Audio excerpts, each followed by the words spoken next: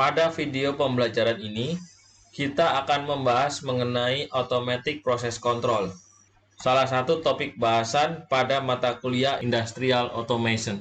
Dengan saya, Hendy Wicaksono, dosen Teknik Elektro Universitas Surabaya.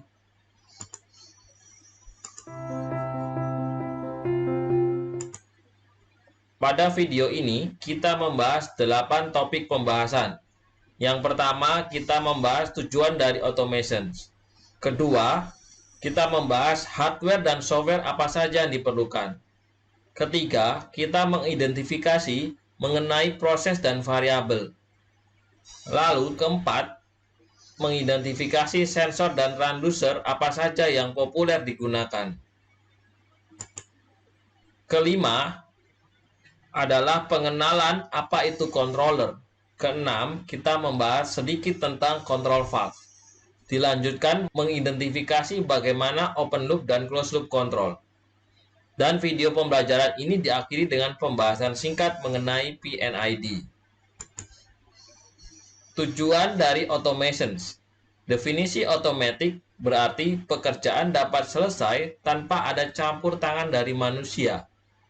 Pekerjaan-pekerjaan seperti recording aktivitas mesin, monitoring mesin, yang tidak mungkin dilakukan manusia meski bekerja 24 jam sehari dengan kerja shift.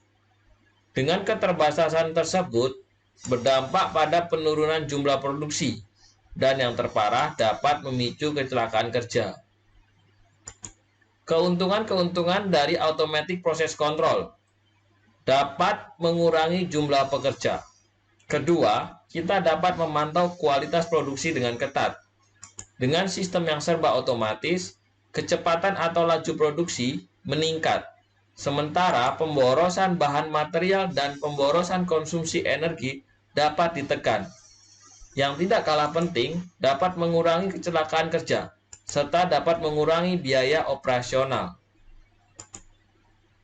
Selanjutnya kita mengidentifikasi hardware dan software yang diperlukan. Pertama adalah sensor. Sensor digunakan untuk mengukur parameter proses dan variabel proses industri. Kedua adalah signal generating element. Bagian ini ada kalanya sudah tergabung pada sensor dan juga terpisah. Bagian ini berfungsi untuk mengubah kondisi lingkungan menjadi sinyal listrik. Ketiga adalah controller. Controller ini semacam otak di manusia yang berguna untuk menjaga nilai parameter tetap sesuai yang diinginkan.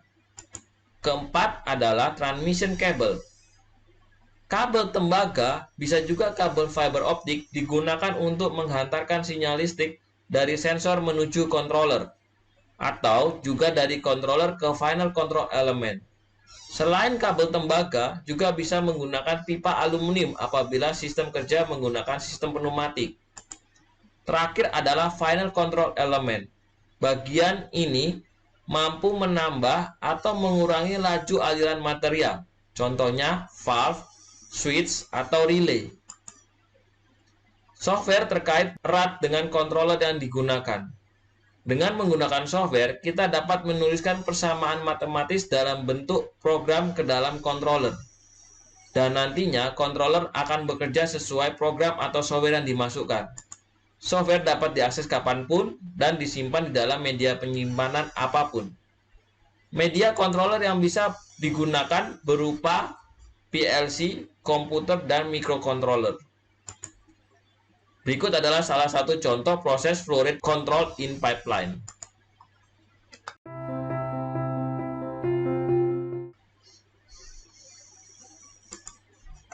Sekarang, apa itu proses?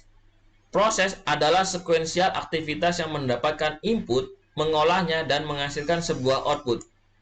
Instrumen atau sensor diperlukan untuk memberikan input sehingga dapat digunakan untuk mengontrol aktivitas pada proses. Contoh sebuah proses dengan flow rate sebagai input dan output stream masuk dan keluar dari sebuah proses. Parameter proses dari contoh di atas adalah temperatur, tekanan, flow rate, dan level. Contoh berikut adalah proses pada steam heated tank. Air dingin mengalir masuk ke dalam tangki dengan koil pemanas memanaskan cairan, dan kemudian air panas keluar dari tangki. Tujuan dari sistem kontrol adalah membuat air panas dengan temperatur tertentu dan laju aliran tetap. Input sistem berupa air dingin dan uap. Output berupa air panas dan embun uap. Variasi dari laju dan proporsi dari uap akan mempengaruhi temperatur tangki dan temperatur dari air panas yang keluar. Untuk menjaga nilai dari temperatur air panas yang keluar, laju dari uap harus dimanipulasi atau diatur. Laju air dingin meningkat membuat temperatur turun, sehingga laju dari uap air harus dinaikkan untuk menjaga temperatur air panas. Begitu juga sebaliknya.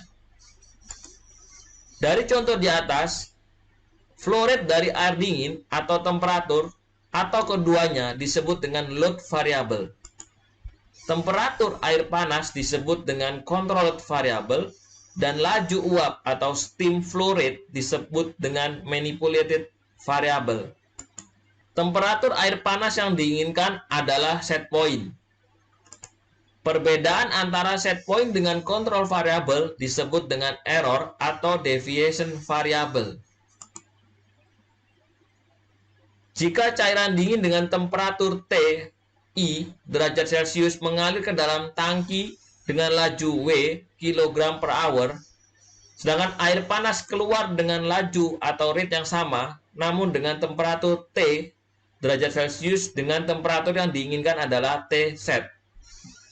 Volume tangki adalah V meter kubik dengan laju panas Q kilowatt. Load or input variable TI, control variable T, set point T set, manipulate variable Q, deviation of error variable epsilon T set minus T. Pada gambar sebelah kiri menunjukkan kinerja kontrol dengan set point tetap. Sedangkan gambar B sebelah kanan dengan nilai set point yang berubah-ubah. Berikut dapat kita lihat transducer populer di industri beserta nama sensor dan output keluaran. Ada yang memiliki keluaran tegangan dan ada pula yang berupa arus. Nampak sebuah contoh produk temperatur controller. Persamaan controller pada umumnya sebagai berikut. OC, output controller, sama dengan A, bias, ditambah dengan proportional part, lalu ditambah dengan integral gain part, kemudian ditambah derivatif gain. Control valve sebagai final control element populer. Dengan valve kita bisa menentukan laju aliran, dan setiap valve mempunyai nilai valve sizing factor yang berbeda-beda. Nilai tersebut terkait dengan nilai maksimum laju aliran melalui valve. Berikut 4 karakteristik keluaran kontrol valve, mulai dari valve dengan respons square root, linear, equal percentage, dan hiperbolik. Anda bisa melihat animasi dari kerja kontrol valve pada link di bawah. Selanjutnya kita mengidentifikasi apa itu open loop control. Open loop control artinya tidak ada aksi kontrol pada proses. Hal ini dikarenakan dengan 5 faktor. Yang pertama, sistem memang dirancang tanpa controller. Yang kedua, karena terjadi kesalahan, controller tidak terhubung pada control valve sebagai final control element. Berikutnya bisa juga terjadi karena control valve-nya macet. Dan berikutnya bisa juga terjadi ketika sensor rusak atau kabelnya rusak. Sedangkan closed loop control yang akan dibahas pada pembelajaran kita adalah negative feedback control loop. Selanjutnya, PNID atau Piping and Instrumentation Diagram. Secara singkat tentang simbol-simbol PNID di sebelah kiri. PNID ini digunakan sebagai alat bantu untuk memahami keseluruhan kontrol proses plan. Kontrol plan yang kompleks bisa terdiri atas berbagai jenis dan beragam jumlah proses vessel, sensor, pompa, kompresor, blower, dan komponen lainnya. Dengan PNID, memudahkan untuk mendesain, merealisasikan, dan troubleshooting serta pengembangan. Dan nanti kita akan membahas detail dalam satu video selanjutnya khusus tentang PNID. Ini adalah buku referensi yang digunakan selama pembelajaran mata kuliah Industrial Automation. Sementara itu, untuk video pembelajaran tentang Automatic Process Control, lebih detail Anda bisa membaca buku referensi yang digunakan pada presentasi ini. Terima kasih.